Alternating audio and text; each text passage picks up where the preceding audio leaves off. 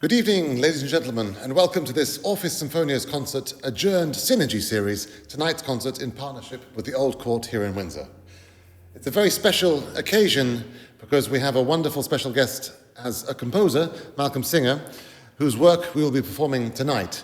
Malcolm is somebody I have known for a long time. He was my composition teacher at the Menu School when I was a pupil there, and then he was my boss as the director of music at the Menu School.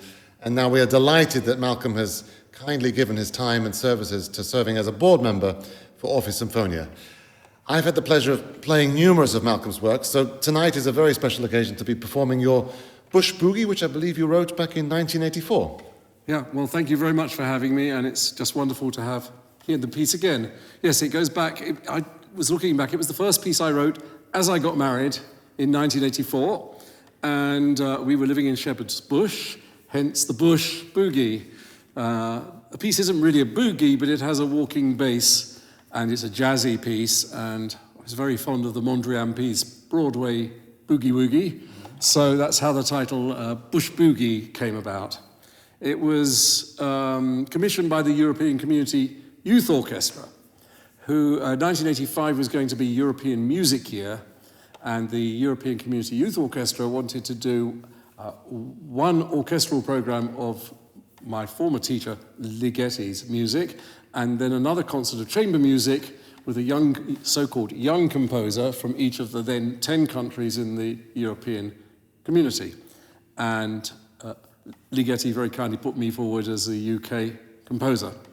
So that's how Bush Boogie came into being. It's a really wonderful piece, and we had such fun rehearsing it yesterday and today, and can't wait for the performance. Can you just tell us a little bit about the inspiration behind this piece? Yes, it was a long time ago now. The organisers of the orchestra divided the orchestra into chamber groups and asked me to write this double quintet. So this was given to me to write for string quintet and wind quintet. I just finished a nonette for strings the year before, in which I had them seated in a specific arrangement with the music kind of almost choreographed, and I wanted to do a similar thing in this piece. So instead of the strings on one side and the wind on the other, they are interspersed, so they sit in a kind of arrow, semicircle form, but the flautist is next to the first violin, the oboist is next to the second violin, and it works way round, so the double bass is right opposite the flute, the other side. So the seating plan actually came first. And then I had the idea of the walking bass across the piece, kind of starts in the double bass and ends up in the flute and violin across the whole of the piece. And the kind of semi-quaver boogie music, which begins in the flute, ends up in the low instrument. So you have a kind of crisscross across the whole of the piece.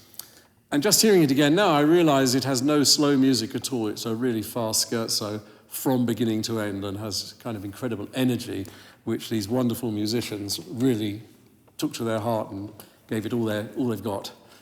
Take us through the piece a little bit for our listeners. So it starts with this walking bass in the double bass, and then as the piece develops, the dialogues between the different instruments gets more and more, and then the middle section where you write bar 71, incredibly loud and with a lot of intensity. Tell a little bit how the piece shapes. Well, the music begins at the very bottom of the double bass and quite high in the flute, and the point you were talking about, everyone arrives in the middle, and the note E just above middle C is a note that all 10 instruments can play. So in fact they're playing unison, but in a kind of hocket, which is actually incredibly difficult for them to play because it's moving very fast and they just have to come in with these odd notes in the hocket means like hiccups, and it sounds a bit like hiccups. So as well as the music moving around the ensemble, it then, in terms of the pitches, it all comes into this E right in the middle of the piece, and that's kind of the fulcrum, the central point in the piece. Can you tell us a little bit about the rhythm? Because one of the things that struck me first a while ago when I first heard the piece was the amazing energy. I mean, it's only about 7 minutes long, but it's packed with such intensity. And when I first heard it, I felt like I'd drunk 3 espressos very fast. It has that incredible energetic drive. But then looking closely, it's every bar almost has a different time signature, especially in the middle section. It's changing continuously, which gives an incredible feeling. So all of the time signatures come about from the kind of choreography of sending the music around the ensemble one way or the other, or zigzagging across the ensemble. So I'm kind of thinking about particularly the pairs of the flute with the first violin, and on the opposite end the double bass and the bassoon. So the music is sometimes in pairs. It's sometimes 5 against 5, 5 players against 5. There are all these different permutations that I use, but I'm almost thinking of it when I was writing it as a choreographer with dancers, and the movement of the music came kind of before the actual notes. Yes. And then this middle section really builds up, I suppose, the tutti, everybody playing at once, the yappa-pipa, into this very intense section, and then we take off at a very fast speed, beginning first of all in the violas, and talk a little bit through that section. I'd experimented in the nonette that I mentioned earlier of writing some music where the string players are told where to put their first finger, but the other fingers they're playing chromatically, but randomly, very, very fast. So I know my kind of group of pitches, but I'm not giving them a precise pitch for every semiquaver. And that kind of means that they can play very, very fast, faster than you have to read, because if you had to read every single note and it wasn't a very easy pattern, then it would be very hard to do. So this allows the string players to play incredibly fast and busy, and in this case, in this piece, pianissimo, very, very quiet and busy. And then the wind players have these interjections with the chords, breaking up the strings. And so that was something I'd taken from the nonette and developed in this piece. And again, that's where the time signature also changes every bar. You have a 1-4, 2-4, 3-4, 4-4 side by side, which again gives it amazing drive and energy. And you never quite know as a listener where the next wind chord will come. That's the idea. I think actually in the Mondrian picture, you have this feeling of very jagged kind of textures, and it's all primary colours and very bright, but you never know quite where things are happening. And I think that's. I want to always be surprising my listener. It definitely does that. And then if we get it right in the performance, the whole thing builds to an incredible climax where everybody plays fortissimo, super loud, intense, and then it dies away, and then we're back to the beginning. We come back to the beginning just as a kind of nostalgic recollection, but things have switched over. So the fast-moving semiquavers are in the lower instruments, and the what was the walking bass is now going up into the higher instruments, and it disappears with the two violins disappearing to the top of their fingerboard as a kind of coda. And it finally, I suppose, runs out of energy, the Bush Boogie. Well, I can't wait for us to perform it for you at home, our virtual audience, shortly. Before we play your piece, we're going to be playing a piece for the same formation, but with a different seating plan by Benjamin Britten, the Sinfonietta, which is also a very early work of his. He was 18 at the time. Do you want to tell us a little bit about that piece? Yes, absolutely. I mean, it's a piece that's very dear to my heart because it's the first piece I ever conducted when I went to university. And in fact, so this is in the early 70s, so a decade more before I wrote Bush Boogie. So when the European Community Youth Orchestra asked me to write for this combination of the string quintet and the wind quintet, I immediately thought of the Britten.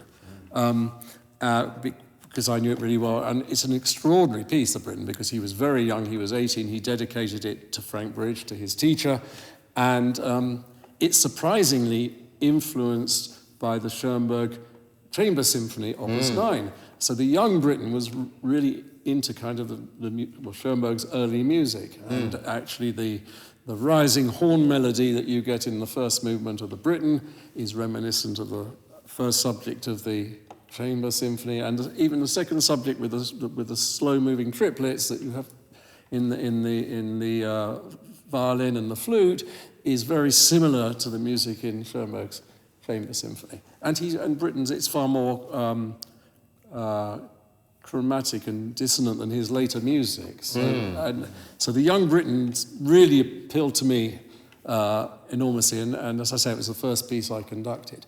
Normally when you do the Britten, as I think you're doing tonight, you'll probably have the string quintet in the front and the wind behind. Yeah. And so that nudged me to do something different when I was doing my piece. So the Britten really, I do feel my piece as a companion piece to the Britten in many respects, although they're very different kinds of pieces. But the Britten's a wonderful piece, and although it's in 3 movements, it's kind of monothematic, and the second movement runs straight into the tarantella, that wonderful tarantella. So what he does that I don't do is he has a slow movement. Right.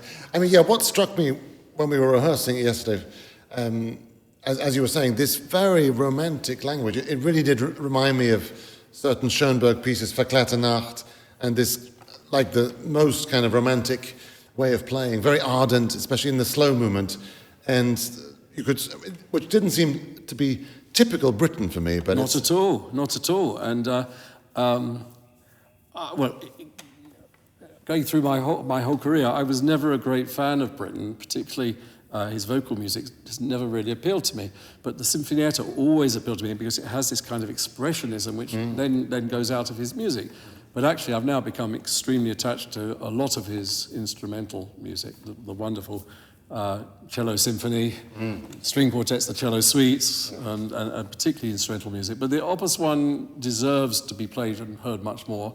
And of course, this program's ideal in the time of COVID because we can get 10 musicians together and put them spaced out. So this kind of repertoire is coming into its own this year, and it's wonderful that this is the first time in over a year that I've been working live with musicians, rehearsing and preparing performance with you. So it's been a very exciting couple of days. Well, I must say, for us, having the chance to talk to the composer, normally when you're working on a Beethoven or Brahms symphony, they're not so good with emails, and telephone is difficult.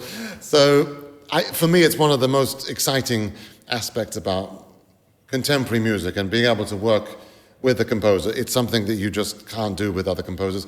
And it's great because you get a real insight into the inspiration behind it, and also when you're working with us like you were yesterday, that when you're singing the pieces, we get a sense of how you feel them, and that in turn helps us interpret the pieces, which I think also actually for me has influenced the way I've worked on other composers and earlier music. So it's always a big pleasure to be working with a live composer. Well, it's wonderful to work with these musicians. They are so dedicated and really want to do what I'm asking them to do.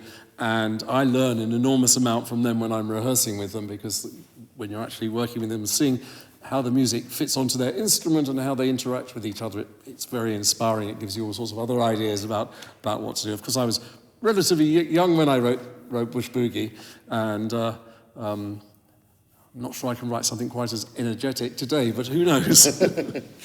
From a composer's point of view, given that Britten was 18 when he wrote it, it does feel, and also hearing you talk about the Schoenberg and this extreme expressionism, do you think there's any truth that, thinking it was his first year as a student at the Royal College of Music, it feels like he's sort of letting his soul loose, as it were, and his expression is full-flowing. It's so, the middle of the second movement is almost out of an opera. It's so romantic. Do you know what I mean? It's like all the expression is flowing from him. This is true, but it's also technically extremely accomplished. And so I see it in a slightly different light. I see it as a young composer really showing off what he can do. He can create a whole 3-movement work essentially from one theme, one piece of material, and it's all of each movement's kind of a variation on that material, and his creativity and his invention is so remarkable